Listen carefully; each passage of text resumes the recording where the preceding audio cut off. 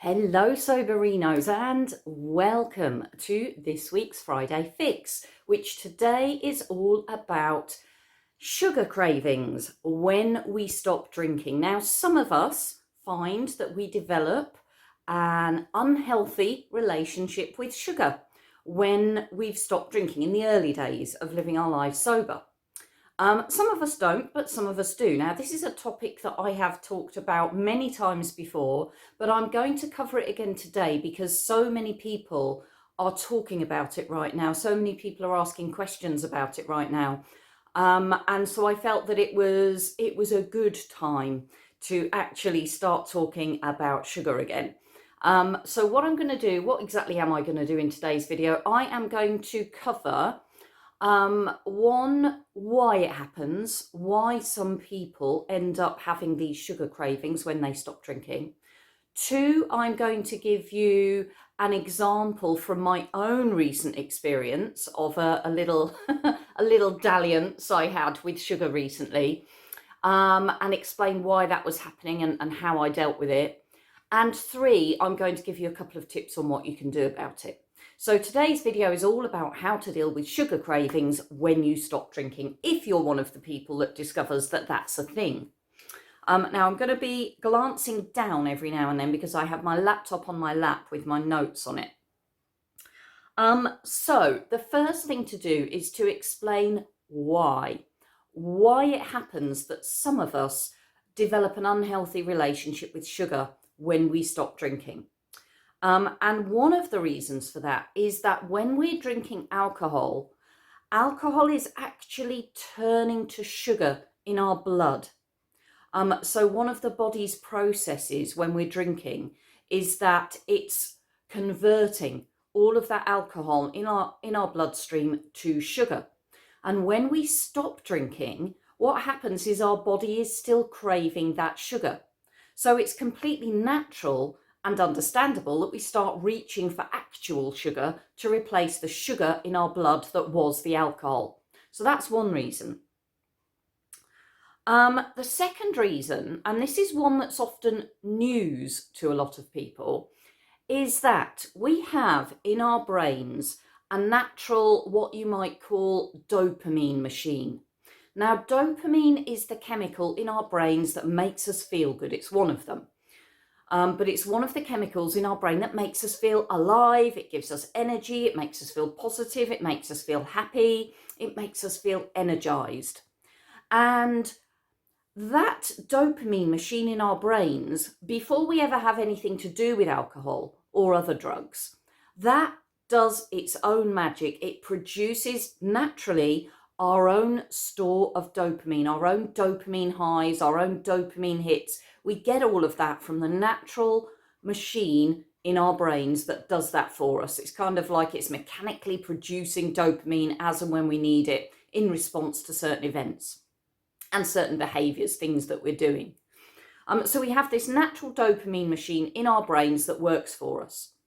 When we develop an unhealthy relationship with alcohol, what happens is we get an unnatural, external dopamine hit from the alcohol that we're drinking.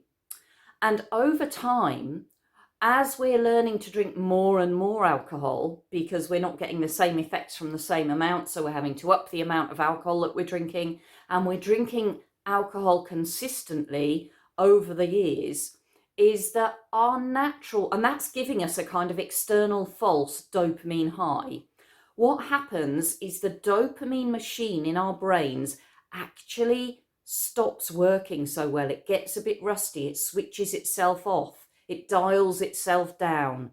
It doesn't need to work in the same way as it did before because we're getting these external, ferocious, intense dopamine hits from things that we're consuming, whether it be alcohol, whether it be another drug. So that dopamine machine gets rusty and it stops working and it eventually just shuts down.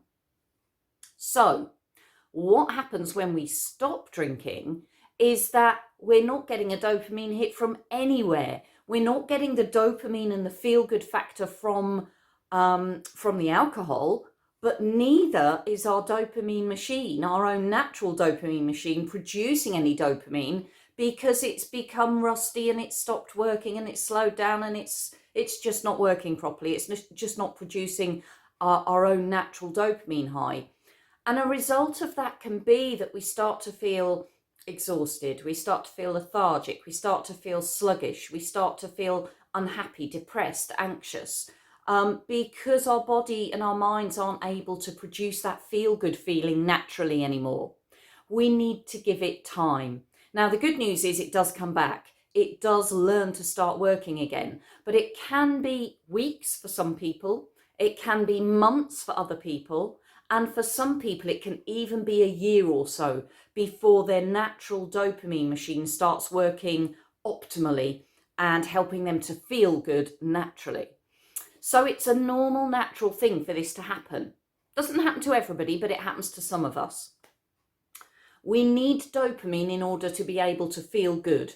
And because we've been getting that dopamine from the alcohol that's been converting to all that sugar in our blood, that's been giving us an artificial dopamine high, we kind of feel we want to replace it with something. So it's completely natural that for some of us, we'd want to just unconsciously, without even thinking about it, without even knowing what's going on, we'd be reaching for sugar to replace that dopamine hit, to actually enable ourselves to feel good, even if it's a temporary or instant kind of gratification thing. And even if it leaves us feeling worse afterwards, it's that kind of instant dopamine high that we're reaching for, while the dopamine machine in our brain isn't working fully, while it's not working for us anymore.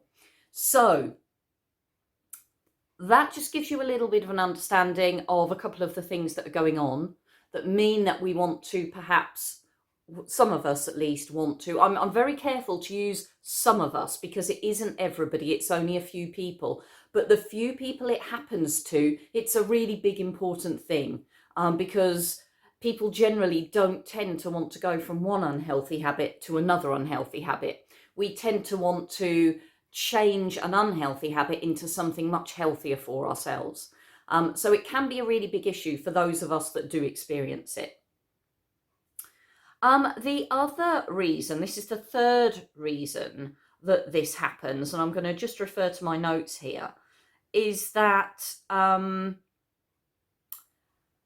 there's a phrase that I often use when I'm talking to people, and that is that we become more of what we do every day. In other words, the patterns that we set ourselves, the habits and routines that we form one day, will become what we do the next day. Will become what we do the next day, and then the next day. It only takes 1 or 2 or 3 days of doing the same thing for it to become an established unconscious pattern, particularly if it's a pleasurable thing that gives us that instant dopamine reward. So, if, for instance, I were this evening, if I were to have some dessert after my evening meal, that would give me an instant dopamine reward. It would feel good. I would feel like I had a treat. I would enjoy it. What would happen the next day is after dinner, I would fancy a dessert again, because that's what I did the day before. It was nice, it was rewarding, it was pleasurable. I've decided unconsciously, this is all happening at a deep unconscious level in our brains, I've decided I want to repeat that pattern. So without thinking about it too much, I'm going to reach for sugar or a nice dessert again after my evening meal, and I'm going to do it tomorrow. And then the next day, I'm going to do it again, because it's just kind of becoming a pattern. It's kind of becoming a routine. Is there anything else I want to say about that? Let me just see. Yeah, all I've put here is that it creates a pathway in the brain that becomes unconscious and automatic. The more... And the issue is that because we become more of what we do every day, if I do this today, it's more likely I'm going to do it tomorrow. If I do it today and tomorrow, it's much more likely that I'm going to do it the day after as well. And if I do it over the course of a week, well, it's absolutely goes without saying that I'm going to repeat it the following week, because patterns and habits is what drives our behaviours. Our unconscious mind is responsible for over 90% of what we do, how we behave, how we feel, and what we think. And so it's our unconscious mind that's driving us. And our unconscious mind works on patterns, habits, and routines. So as soon as something becomes a pattern, a habit, or a routine, we're going to just keep repeating that over and over when we're in unconscious mode. It's only when we're consciously thinking about something that we can interrupt the pattern and we can do something differently. Now, of course, when we're thinking about habits, patterns, and routines, it's much easier to establish a pattern and a habit that gives us an instant feel-good reward.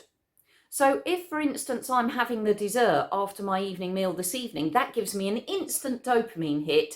That becomes a habit that's much easier to repeat the next day and the next day and the next day. And then it becomes an established routine, and then I'm just doing it automatically without thinking about it. And then it's becoming a pattern that I need to consciously work hard to break, to interrupt.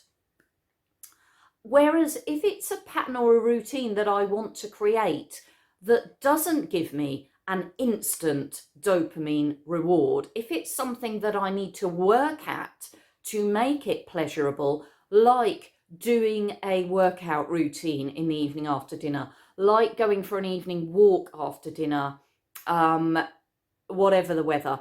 And obviously in the UK we get lots of shitty weather, so we've got lots of grey skies, lots of cold, lots of wind, lots of grey, basically, lots of middle of the road weather. It's neither one thing nor the other.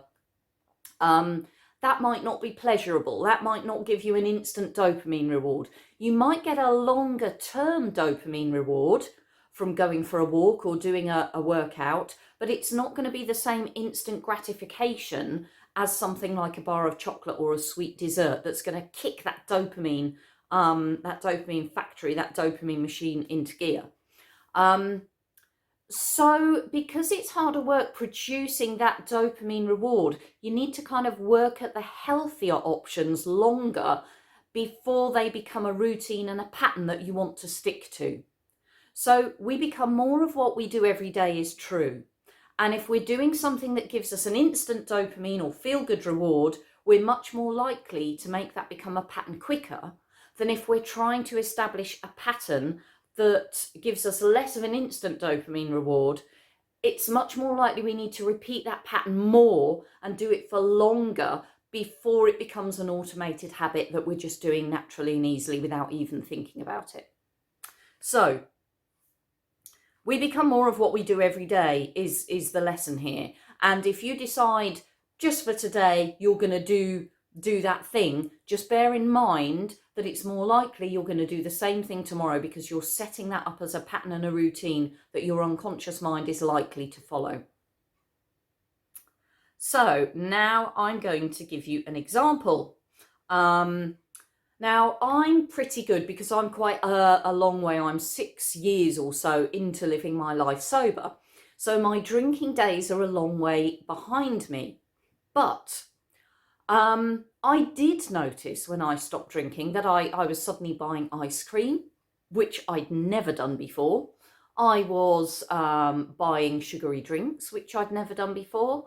I suddenly took an interest in chocolate and desserts and sweet things like I'd never done before. So this was something, and I can't honestly remember this in any great detail now, but I think it was something that probably took me a year or so to get on top of. My main goal when I stopped drinking was to stop drinking. And however I did that was fine by me. And if that meant gaining a few pounds from suddenly developing an unhealthy relationship with sugar, that was fine as far as I was concerned. That was the lesser of two evils. So I knew I was still healthier with a newfound desire for sugar than I would have been if I'd have carried on drinking. Stopping drinking had effectively saved my life in more ways than one. But that's another story. So developing a bit of a relationship with sugar was a small price to pay for regaining my life, my freedom, my power, my control. opening the doors to a brighter future for myself. So I didn't really sweat too much about the fact that I was suddenly into sugar. What I did do though over the months and over that year was as I became more confident with living my life sober, I actually developed strategies for dealing with sugar. And I'm going to share a couple of those with you in a moment. But over the years, over the last 6 years since I've been sober, I've generally adopted a pretty healthy pattern in terms of exercise and in terms of nutrition. And the way that looks for me, and it's gonna look different for everybody. So what works for me isn't necessarily what's going to work for you. But the way that works for me is that during the week, Monday to Friday, I tend to set a very healthy pattern for myself. So I eat healthily and I work out regularly and I get plenty of fresh air and I go for lots of walks. Then at the weekend, I pretty much allow myself whatever I want. So I'll do what I want, I eat what I want, I look forward to a sweet treat at the weekend. So that's how I do it on a general day-to-day basis. That's the pattern I've developed for myself. And because that's become a pattern, I do it easily and I do it without thinking. But, and here's my recent adventure with sugar, is that about 6 weeks ago, I broke my toe. I was on holiday, I was running around with the dog, I was indoors, I rounded a corner too quickly and crunched the outer left side of my left foot against the door frame, and it was like I'd kicked it with such ferocity that I'd actually broken that left side of my foot. I'd broken my toes. So for the last 6 weeks, I have been unable to work out. I've been unable to walk. I've been unable to exercise. Even, would you believe it, even doing upper body exercises still affected my toe.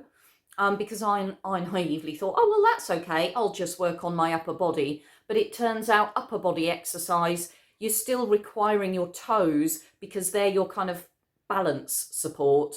So your toes are actually moving, scrunching, opening. They're doing all sorts of things we don't know about, apparently, when we're even doing things like overhead presses and bicep curls and you name it, your toes are working, as I've discovered. So what that means is I haven't been able to do any exercise at all. And what's kind of happened in my mind is I've gone, I've kind of given up. I've gone, well, I can't do my usual routine.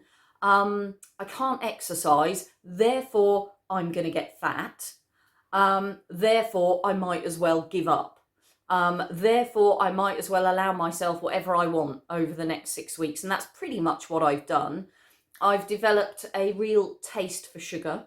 I've been allowing myself sugary treats because I've been feeling sorry for myself. I've been kind of allowing myself whatever I want as a reward, as a treat, as a feel-good thing, to have something to look forward to. And I have, I don't know, where am I now? About the 5th week now, I think. And I've had to really pull myself out of it. I've had to stop myself and to think, right, I'm not happy. I'm not happy doing this, living in this way. I'm not happy consuming all this sugar. I'm not happy, even though it's not made a massive difference in that short space of time to my clothes and my weight and what have you. I just don't feel healthy doing it. And I'm going to bed at night feeling a bit rubbish with myself, a bit kind of, oh, I've let myself down, a bit kind of, I didn't want to do that.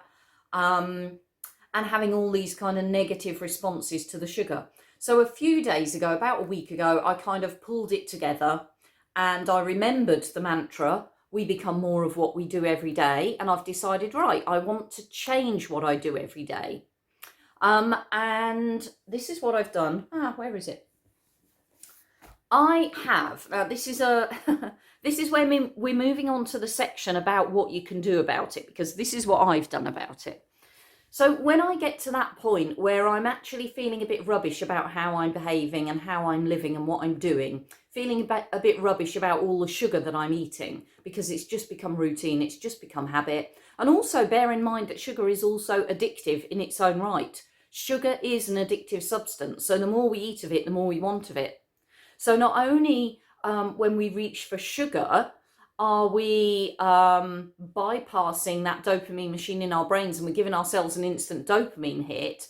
We're also developing a kind of addictive relationship to sugar in its own right, because it's an addictive substance. So that's another reason why we keep on wanting to reach for sugar. So I became aware I was unhappy. I was eating too much sugar. It wasn't suiting me, and I wasn't able to do any exercise. So I was feeling doubly kind of miserable about the whole thing. And I decided I needed a bit of a kickstart. And for me, a good kickstart is paper and pen. I've always been drawn to writing. I've always been drawn to books, and I love a paper and pen. And there is, and you get different brands of these. This isn't the only brand, but this is a brand called Clever Fox, and they do a range of planners. What's the other brand? Can't remember what the other brand is off the top of my head. But what this planner does, so I've ordered this planner. Now bear with me, because this does relate to sugar. This planner, I'm going to open it up. I love opening this planner. This is how sad I am with books. I ordered this about 5 days ago, and it arrived a couple of days ago. And I have been so excited about getting this book because it's got such a lovely cover. And what it's got in it are, right at the front, it's got a section on awareness and self-discovery here. It's got a section on daily rituals here. So it's things like, what's the vision for the life I want? What are my core values? What brings me joy? What's my mission? What or who should I avoid in order to live a happier and more fulfilling life? Good question. These are great coaching questions. What this book is effectively doing, it's self-coaching. So a lot of what's in here are the kinds of questions I'd be asking people when I'm coaching them. So these are really good coaching questions. It's got a section for the daily rituals, what you're grateful for, what you're affirming to yourself, things that you need to remind yourself, daily habits, things you want to do on a regular basis. It's got space for a vision board. It's then got your yearly goals, your 3-month goals. Then it's got week to week. It's got what you're achieving every week. And then finally, it's got a year's worth of weekly planners.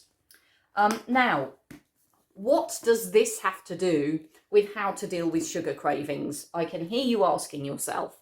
Well, for me, having this book represents a fresh start.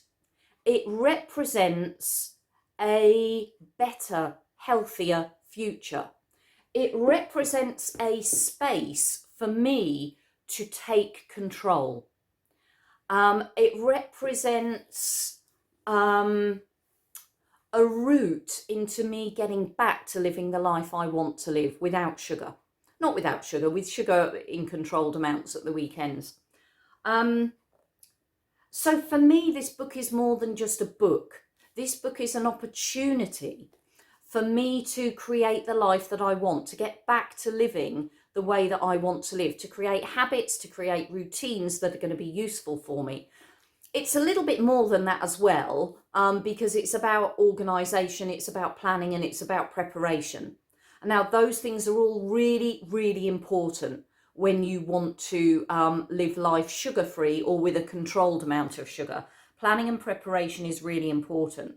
So for me, changing my mindset around the broken toe was really important.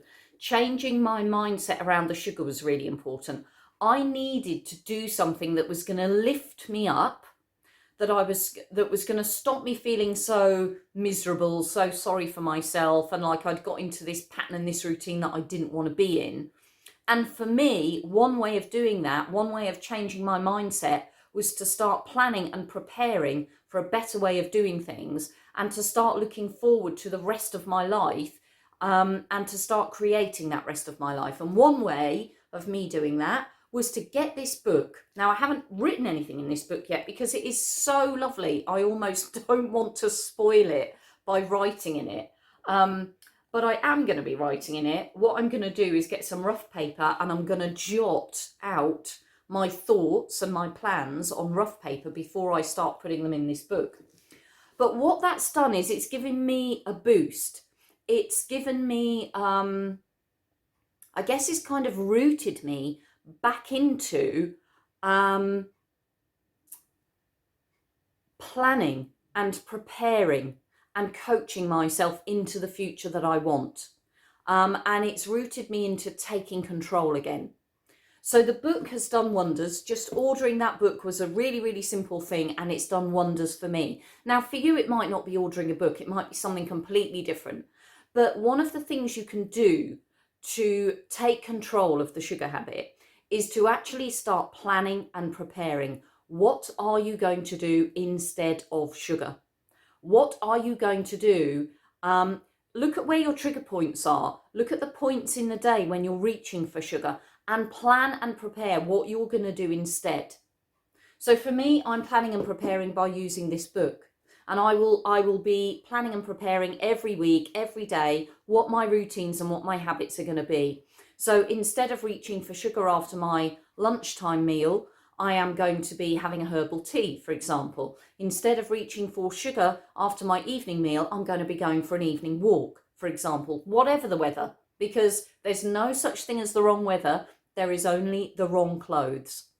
So by planning and preparing in advance what you're going to be doing instead of sugar, you give yourself the opportunity to do things differently. One of the other things the book has given me is that positive mindset, that rush of energy, that positivity, that excitement about changing things for the better. So it's really important you do something similar, that you do something that you know is going to make you feel positive, you know is going to make you look forward to the future, you know it's going to change your mindset. So there are two different options that you can do when you're thinking about how to deal with sugar. One is just let it be. Like I did when I first stopped drinking, you can decide to yourself, actually, it's just a phase. I'm still better off than I would have been when I was drinking. I'm going to get really confident with living my life sober. And when that is automatic and that is easy, I can then turn my attention to nutrition and to living a healthier lifestyle. You can choose to do that. Now, most people find that that is the best way to deal with it, to see it as a phase, to recognise that you are healthier now than you were when you were drinking. The fact that you're reaching for sugar as an occasional treat or a regular treat is no biggie. You're still healthier than you were, and just let it go and don't beat yourself up with a big stick. You're dealing with one thing at a time. Most people find that works, and most people find that it's a phase that they grow out of and they learn how to deal with it. The more confident and the more easy they find living life sober. However, there is another option. And some people find that they need to take this option instead. And this option is to treat yourself holistically and to not get into those unhealthy sugar habits from the start. So it might be that somebody who wants to deal with it in this way decides that they're going to overhaul their whole lifestyle.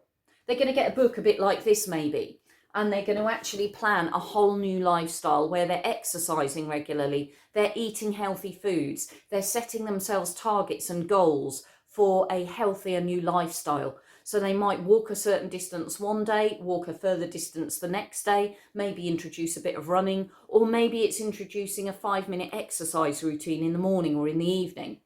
But some people find that stopping drinking gives them an opportunity to overhaul their whole lifestyle, and they want to do it all at once, holistically, because that works best for them. Now, there's no rule here. There's no right way and there's no wrong way. What works for one person might not work for another person. So it's important that you choose the way that works for you. Are you going to stop beating yourself up with a big stick about the sugar and just allow yourself to do whatever you've got to do to get through living your life sober? And when you get really confident with living sober, then decide you want to do something about the exercise, the nutrition and the sugar? Or are you somebody that wants to deal with it all at the same time? Only you can decide what's going to work best for you. Now, how many tips have I got here? But in terms of if you do want to deal with the sugar, I've got four tips here. One is, this is going to sound really obvious. One is don't buy it. You know, it's a bit like when we stop drinking, you stop buying alcohol. You don't store alcohol in your cupboards, and you don't go into environments where there's going to be loads of alcohol on tap, where you're going to be surrounded by it. At least in the early days, you don't do those things because you want to make life as easy on yourself as possible. Now, I found since I've got myself back on track with the sugar, I found that I am no longer buying sugar. It's no longer an option. It's not in my cupboard. I don't have biscuits. I don't have sweets. I don't have cakes. I've stopped baking at the weekends because that gives me loads of sweet stuff to eat during the week. So I have nothing. I don't even have the option. If I had my evening meal this evening and I fancied something sweet, which I'm likely to because it's become a habit over the last few weeks, that option isn't there. It's denied me. I can't do it. In order to be able to get something sweet, I would need to get in the car. I would need to get the car out. I would need to open the gate. I would need to drive a good 15 minutes to the nearest shop, and I would need to buy something sweet. I would need to probably get dressed as well because I might be wearing comfy clothes or pajamas. And then I would need to drive home, and then I would need to do all of that. Now, all of that is a lot of effort to go to for getting a bit of sugar. So the effort involved in that is likely to be a barrier. So I'm just not eating sugar during the week because it's just not there. It's not an option. So tip number one, don't buy it. Don't have it in the house. Don't have it as an option. Tip number two, find an alternative healthy dopamine hit. Find your dopamine. Now, for lots of people, this could involve physical activity because physical activity is well known to increase dopamine levels, to give us a dopamine hit. Some people will get it from going for a walk in the fresh air. Some people will get it from going for a run and running ridiculous distances, which I wouldn't even contemplate. Some people will get it from doing a quick 5-minute workout. Some people will get it from doing weights and strength stuff. Some people will get it from riding a horse. Some people will get it from walking a dog. Physical activity is a really good way of getting a natural dopamine high. But there are other ways as well. It's about you finding what's going to give you your dopamine high. What is your dopamine reward of choice? So don't have it as an option. Don't have sugar in the house. Find your dopamine and find an alternative for that dopamine hit. And, oh yeah, sorry, I was getting confused. Thirdly, plan and prepare alternatives. So if you know that a certain time of day is going to be a challenge for you in terms of wanting some sugar, then just plan something different. Have a plan in your mind in advance, even write it down. This, writing things down for me, is the trick. For me, writing things down just kind of cements that plan. And because I like to tick things off, when I have things written down, I have this urge to tick them off. And when I tick them off, I feel good. That gives me a dopamine kick. I feel good when I've got a list of things to do and I tick them off. So for me, that works. Have a plan and know what you're going to do after lunch instead of having your donut, instead of having your cake, instead of having your chocolate, instead of having your candy, instead of having your sweets.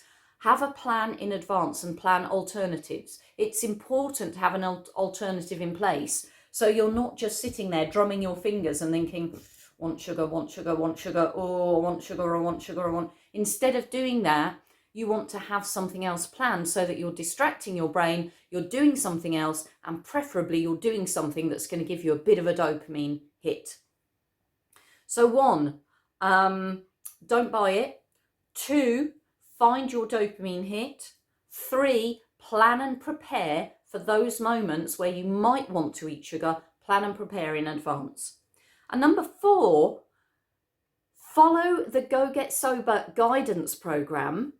If you haven't already joined www.gogetsober.com, there is a membership option there that at the moment is free. So if you haven't already signed up for a Go Get Sober membership, do that now while it's free. Because what you get when you sign up for the Go Get Sober membership is you get access to the guidance program. Now, the guidance program has been put together, it's been designed as a kind of online coaching program, and it coaches you through what to do and how to do it when you stop drinking, when you first stop drinking. So it's your kind of Bible in terms of what to do. And it gives you all sorts of useful tools and techniques and tips and guidance on how to stay sober and how to do it in a way that you're enjoying it, that it's easy, that it doesn't have to be this every day is a struggle, that it doesn't have to be that you're missing out on stuff. It's actually that you're gaining stuff. But the great thing about the guidance program is you can apply it to anything you want to change in your life. So although it's worded in terms of stopping drinking and learning to live your life sober, you can use the tools and techniques in that program for anything. So you can use it if you want to stop eating sugar. You can use it if you want to stop smoking.